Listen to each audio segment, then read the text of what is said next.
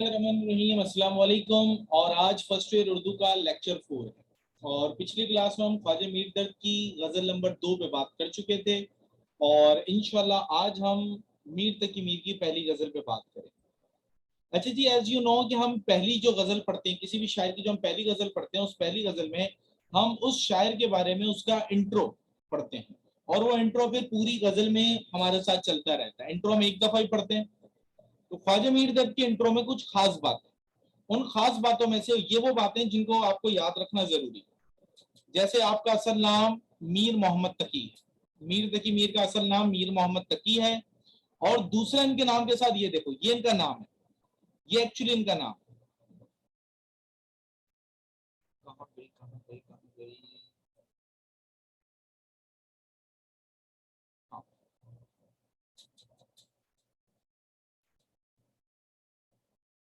ये इनका नाम है।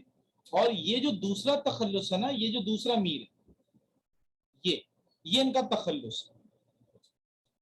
इसी तरह उर्दू शायरी में मीर को बहुत बुलंद मुकाम हासिल है।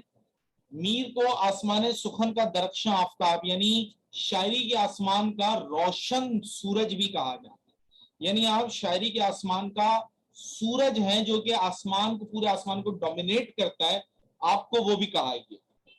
क्योंकि आपको कुछ अलकाबात भी दिए गए, वो अलकाबात आगे आ रहे हैं। अलकाबात लकब की जमा है। वो क्या है, ये रहा, गौर से देखिएगा। खुदा सुखन, सरताज शौरा और शहनशाह गजल, ये तीन आपने नाम याद कर लेने, या कम से कम इसमें दो तो याद कर लो। एक तो ये वाला खुदा सुखन, दूसरा खुदा सुखन और शहनशाह गजल, ये दो कम से कम याद कर लो। आपको बहुत सारे शोरा ने खराज तहसीन भी पेश किया है, जिसमें सबसे बड़ा नाम गालिब का आता है। ये रहा बहुत मशहूर शेर गालिब का, जो कि सेकंड ईयर में हमारे कोर्स का हिस्सा भी है। तो ये वो चीजें जो आपने मीर के इंट्रोडक्शन में लाजमी तौर पे लिखनी है, लाजमी तौर पे आपने ये चीजें याद करनी है। अच्छा भाई, अब हम मीर की कलाम की जब हम बात करते हैं तो मीर का कलाम है कैसा, पहले जरा इसको समझ लेते हैं ताकि गजलें समझने में हमें आसानी हो। मीर के कलाम में जो चीज आप बगौर देखेंगे वो ये है कि मीर के कलाम में हमें गम का एलिमेंट बहुत ज्यादा शिद्दत से देखने को मिलता है। मीर के कलाम में हमें नाकदरी जमाना यानी जमाने की नाकदरी देखने को मिलती है। मीर के कलाम में हमें तसव्वुफ सूफीज़्म भी देखने को मिलता है। मीर के कलाम में हमें दुनिया का रवैया भी देखने को मिलता है। और इस तरह की कुछ और चीजें, इश्क मजाजी, इश्क हकीकी, कुछ और मजामीन भी हैं जो हमें मीर के कलाम में देखने को मिलते हैं।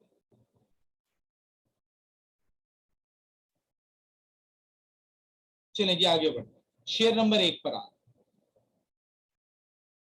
शायर कहता, रही ना गुफ्ता मेरे दिल में दास्तां मेरी, ना इस दयार में समझा कोई ज़बां मेरी। अच्छा जी, मुश्किल अल्फाज के माने भी ये नीचे मौजूद हैं। अच्छा, ये लफ्ज जो लिखा है ना, ना गुफ्ता, मैंने क्लास में बताया भी था, फिर बता रहा हूँ। ये गुफ्तगू का अपोजिट है। गुफ्तगू का मतलब होता है बात करना, ये उसका अपोजिट होगा। यानी बात ना कही जाना या बात ना हो पाना, अपोजिट मायने में यूज होगा। यानी मुझसे या रही ना गुफ्ता मेरे दिल में दास्तां मेरी, यानी मेरे दिल से मेरी दास्तान ही ना कही गई। ना इस दयार में, दयार यानी शहर, इलाका, रकबा, ज्यादातर इसको दयार का मतलब शहर या इलाके के लिए यूज होता है। ना इस दयार में समझा कोई ज़बां में। सबसे पहले तो मरकजी ख्याल के जमाने की तरफ की गई नाकदरी का शिकवा है। यानी इस जमाने में कोई मेरा कलाम समझने वाला ही नहीं है। मैं जिस गम में बात कर रहा हूँ वो समझने वाला कोई नहीं है मेरे आसपास, यानी मेरे मयार का सामई यानी लिसनर मौजूद नहीं है। फनी खूबी देखें, मतला है ये इसकी फनी खूबी है। आगे बढ़ रहा हूं।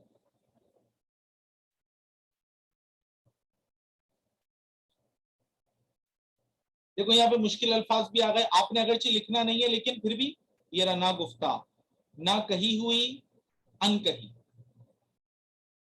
तशरी में भी यही है, शायर हमें यही कहता हुआ तशरी में भी नजर आएगा कि मुझे मेरे मयार का सामी ना मिल सका, मैं किससे अपने दिल की बात करता कि लोग तो मेरी बात समझ ही ना सके। जी हाँ, मीर कहते हैं कि मेरा तर्ज बयान निहायत पुर असर और महवर, महवर कुन महवर सॉरी महसूर, महसूर यानी कैद कर लेने वाला, महसूर कुन यानी कैद कर लेने वाला है।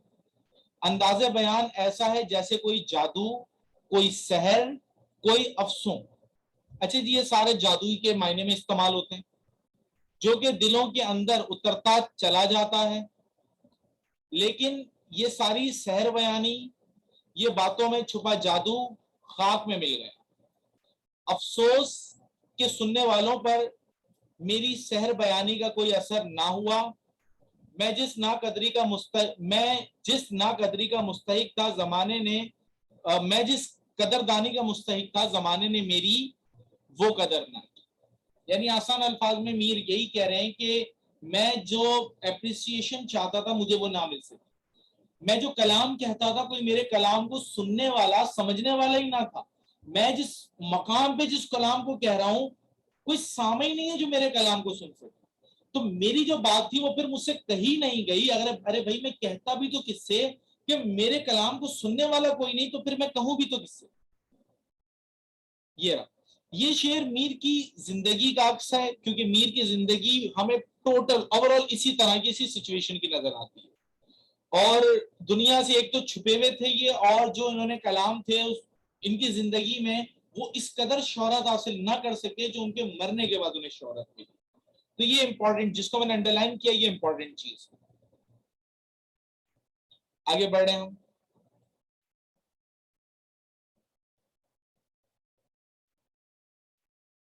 اچھا جی، برنگے صورت و جرس تجھ سے دور ہوا تنہا، خبر نہیں ہے تجھے آہ کارواں میں۔ یہاں پہ کچھ مشکل الفاظ پہلے دیکھ لیتے ہیں تاکہ ہمیں سمجھنے میں آسانی ہو۔ سود کہتے ہیں آواز کو، آپ نے یاد نہیں کرنے پیپر کے لیے، جس سمجھانے کے لیے۔ جرس قافلے کی گھنٹی، اور کارواں مطلب قافلہ۔ پہلے کے دور میں جو قافلے چلا کرتے تھے پرانے وقتوں میں، اونٹوں پہ وہ قافلے چلا کرتے تھے، اور اونٹوں کے گلوں میں گھنٹیاں باندھی جاتی۔ ان گھنٹیوں کے باندھنے کی کچھ مختلف مقاصد تھے۔ ایک مقصد تو یہ تھا کہ جب وہ اونٹ چلا کرتے تھے تو گھنٹیوں کی آواز سے آس پاس کے لوگوں کو پتہ چل جایا کرتا تھا کہ یہاں سے کوئی قافلہ گزر۔ پہلا ریزن یہ تھا۔ دوسرا ریزن یہ تھا کہ رات کے اندھیرے میں اگر اونٹ کہیں نکل جائے تو آواز سے پتہ چل سکے اونٹ کہاں موجود۔ اور تیسرا یہ تھا کہ اونٹ کی آواز سن کے یہ اندازہ لگایا جا سکے اگر کوئی کیونکہ زیادہ تر یہ ریگستان میں ہوا کرتے تو ریت کا طوفان وغیرہ ہے، تو یہ اندازہ لگایا جا سکے کہ وہ جو قافلہ ہے وہ دور ہے یا قریب ہے۔ تو اس طرح مختلف مقاصد کے لیے وہ گھنٹیاں استعمال ہوتی ہیں۔ تو شاعر ایک بڑی خوبصورت سی ایک تشبیہ دے رہے ہیں یہاں پہ، میں نے کہا تشبیہ دے رہا ہے، اور یہی دیکھیں فنی خوبی میں یہی چیز آ گئی، تشبیہ، خود کو کاروان کی گھنٹی سے تشبیہ دینا ہے۔ یعنی جس طرح سے میں اس کے نیچے تشریح میں بھی آ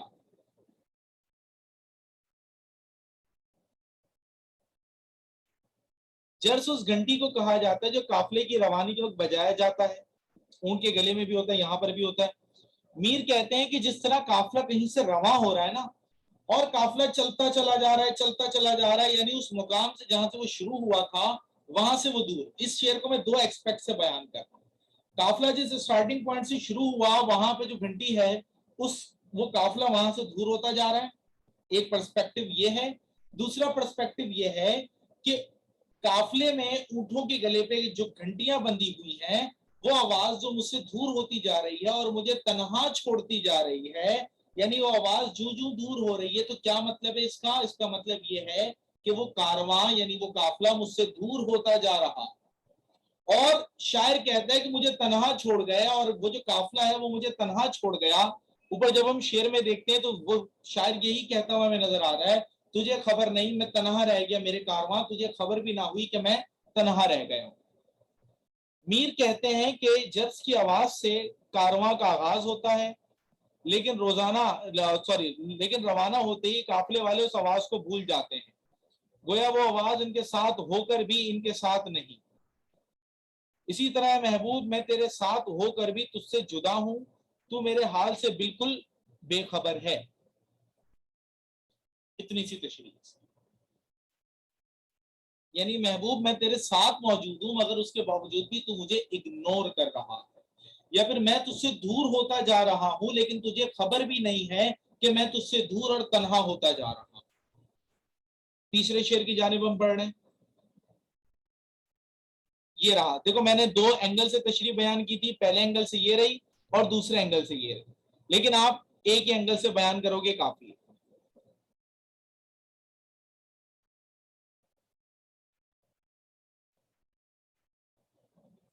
تیسرا شعر یہ بھی امپورٹنٹ ہے، اسی سے دور رہا اصل مدعا جو تھا، کٹی عمر عزیز آہ رائے گا میری. یہاں پہ بھی ہم مشکل الفاظ ذرا دیکھ لیتے ہیں. مدعا یعنی اصل مقصد، اور رائے گا کا مطلب ہوتا ہے ضائع ہو جانا.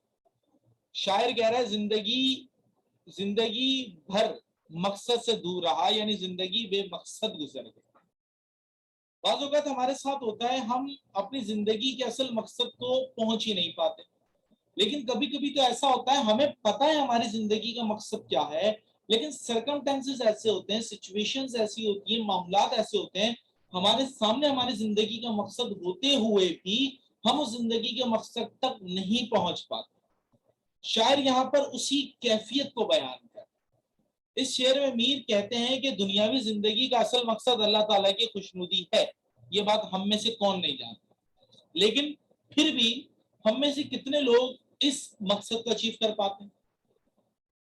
بہت سارے لوگ تو پیسہ کمانے میں ہی مر جاتے ہیں. تو شاعر یہاں پر یہی کہتا ہے انسان کو چاہیے کہ وہ زندگی میں اللہ تعالیٰ سے تعلق جوڑے، کیونکہ دنیا میں اس کے آنے کا ایک واحد مقصد ہے. میر تقی میر عمر کے آخری حصے میں اپنی زندگی پر افسوس کر رہے ہیں اور کہتے ہیں کہ زندگی بھر میں دنیا اور دنیا والوں کے پیچھے بھاگتا رہا. دنیا کی چاہت نے مجھے اپنے دھوکے میں لیے رکھا اور مجھے اتنی مہلت نہیں ملی کہ اللہ تعالیٰ کی خوشنودی حاصل کر سکوں. یہاں تک کافی. اور یہ وہ چیز ہے جو ہم سب ریئلائز کر سکتے ہیں، ہم سب فیل کر سکتے ہیں، ہم سب جانتے ہیں ہماری زندگی کا مقصد اللہ تعالیٰ کو راضی کرنا ہے، لیکن اس میں ہم میں سے کتنے لوگ کامیاب ہو پائے؟ بامشکل 1% بھی نہیں.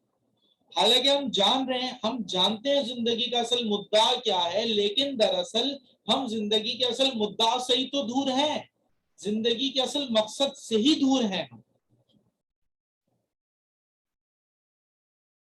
اچھا جی، اس کے بعد اگلا جو شعر ہے وہ میں اسکپ کر رہا ہوں.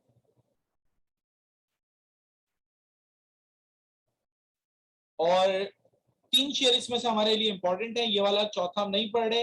اور 5ویں شعر میں میر کا نام موجود ہے، میں مارک کر رہا ہوں تاکہ آپ لوگ ایزیلی دیکھ سکیں. میر کا نام موجود ہے، اور میں نے آپ کو پہلے بتایا تھا بیٹا جس شعر میں شاعر کا نام ہوتا ہے وہ کبھی بھی وہ تشریح کے لیے نہیں دیتا. تو اس وجہ سے اس شعر کی ہم تشریح نہیں کر رہے. کوئی بھی وہ شعر جس میں شاعر کا نام آئے گا اس کو تشریح کے لیے نہیں دیا جاتا، وہ تشریح کے لیے نہیں آتا. لہٰذا ہم شعر نمبر 1 2 3 کو پڑھا ہے، چوتھا امپورٹنٹ نہیں اور 5واں نہیں آ سکتا. ہم آگے بڑھ. آج چونکہ ہمارے پاس ٹائم ہے تو میں سوچ رہا ہوں دوسری غزل بھی ہم سٹارٹ کر دیتے ہیں.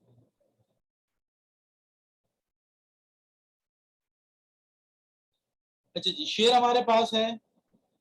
تھا مستعار حسن سے اس کے جو نور تھا، خورشید میں بھی اسی کا ذرہ ظہور تھا. پہلے مشکل لفظ دیکھ لیتے ہیں. مستعار کا مطلب ہے کسی سے کوئی چیز ادھار لینا. خورشید سورج کو کہتے ہیں، اور حسن یعنی آف کورس خوبصورتی. یہاں پر 2 کوالٹیز بیان ہوئی ہیں. سب سے پہلی تو بھائی یہ مطلع ہے غزل کا، دوسری غزل کا پہلا شعر ہے. دوسرا صفت مبالغہ. یہ کیا چیز ہے؟ یہ جب ہم تشریح پڑھیں گے تب کلیئر ہوگا یہ چیز کیا. اچھا جی، اس کا مرکزی خیال کیا ہے؟ دنیا میں تمام روشنیاں محبوب کے حسن کی جھلک. یہ شعر دونوں اینگل سے بیان ہو سکتا ہے، عشق حقیقی اور عشق مجازی. اب دیکھتے ہیں کہ یہاں پہ کس اینگل سے بیان ہوا.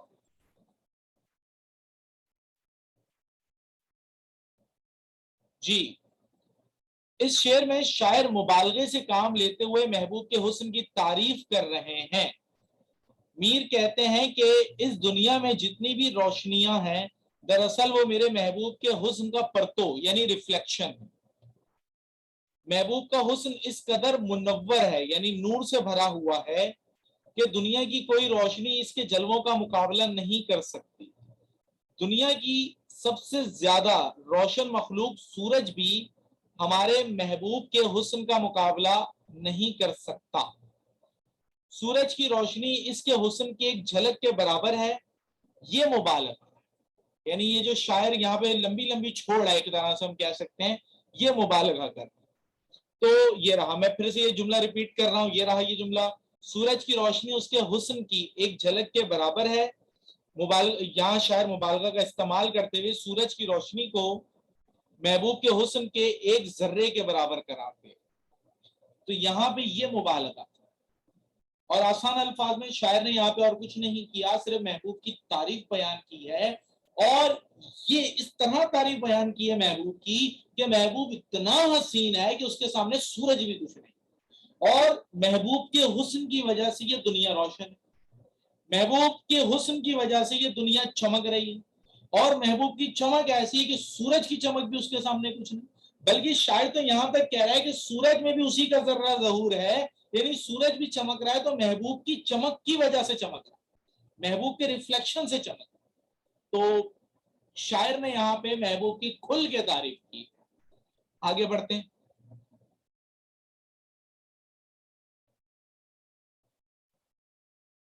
اچھا جی، منم کے پاس کاکم و سنجاب ہے تو کیا، اس رند کی بھی رات کٹ گئی جو کہ اور تھا.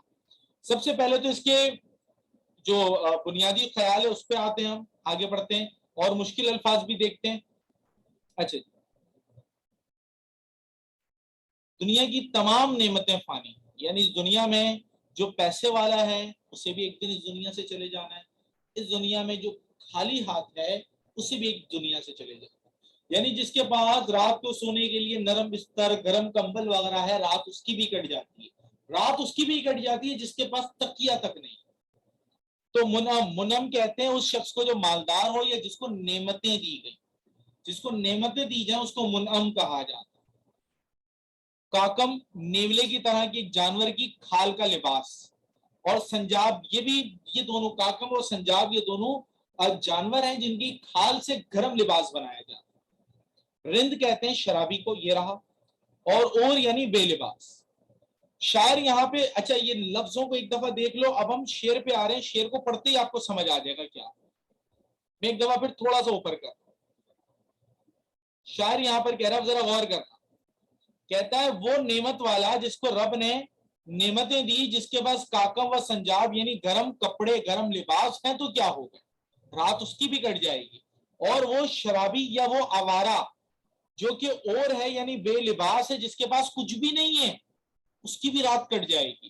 اچھا وقت اچھا ہو یا برا ہو بالآخر گزر جاتا ہے. تشریح یہی ہے اس کی، میں پھر بھی تشریح کی طرف آ رہا ہوں.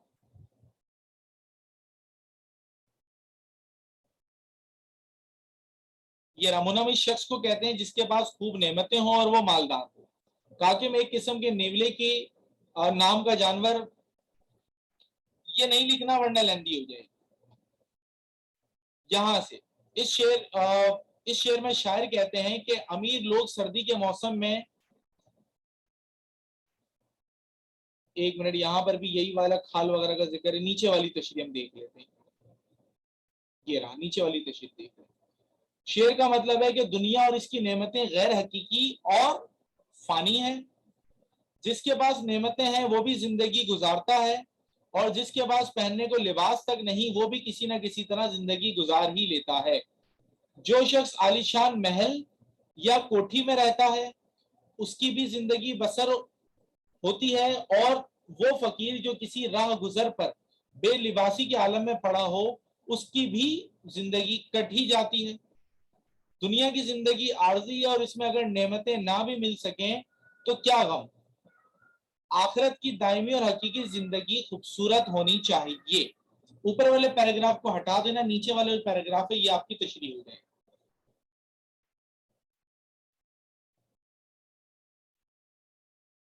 اور آگے بڑھ رہے ہیں ہم.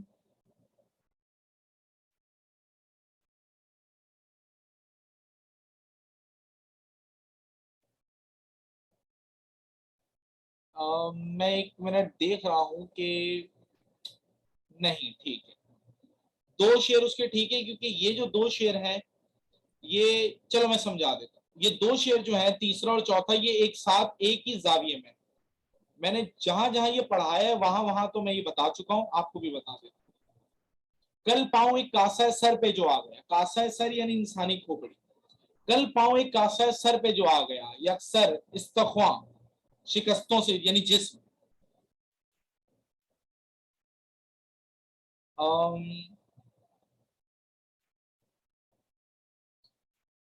हाँ, कहने लगा देख के चल राह बेखबर, मैं भी कभू कुसूक यानी कभी किसी को, सर पर गुरूर था।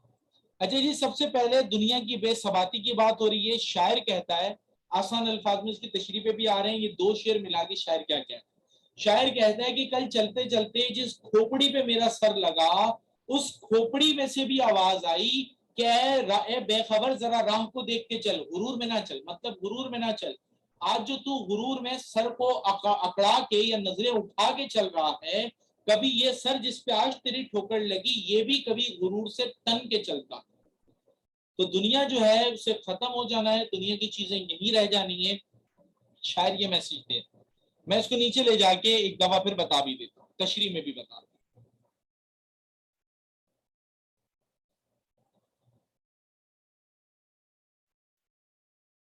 मीर तकी मीर इन दोनों शेर में फरमाते हैं, कल राह चलते चलते मेरा पांव अचानक एक मरे हुए इंसान की खोपड़ी पर पड़ा, तो इसमें जबान आ गई और मुझसे मुखातिब होकर कहने लगा, या मगरूर इंसान जरा देख के चल। अच्छा, ये इमेजिनरी बात है, सही है, ये सिर्फ समझाने का मकसद होता है इसका, ये इमेजिनरी बातें होती हैं, वरना सर जबान कैसे आ गई, बोल कैसे पड़ा, तो ये जस्ट इमेजिनरी बातें होती हैं जिसका मकसद इंसान को समझाना होता है। तो इंसान कहने लगा कि मगरूर इंसान जरा देख के चल, गुरूर को छोड़ और निदामत की राह ले, क्योंकि मैं भी किसी घमंडी शख्स का सर था और आज वो सारा गुरूर खाक में मिल चुका, और लोग मुझे रंदों रोंदे जाते हैं, यानी रोंदे जाते हैं यानी पांव से धक्का देते जाते हैं। यहीं तक इसकी तशरीह काफी, यहां तक। अच्छा जी, यहां तक हमारी ये दूसरी गजल भी मुकम्मल हो गई है। और इसके बाद जो शेर है, क्योंकि इसमें भी अगेन शायर का नाम इस्तेमाल हो रहा है, यहाँ पर भी शायर का नाम इस्तेमाल हो रहा है, तो हम ये भी नहीं करेंगे।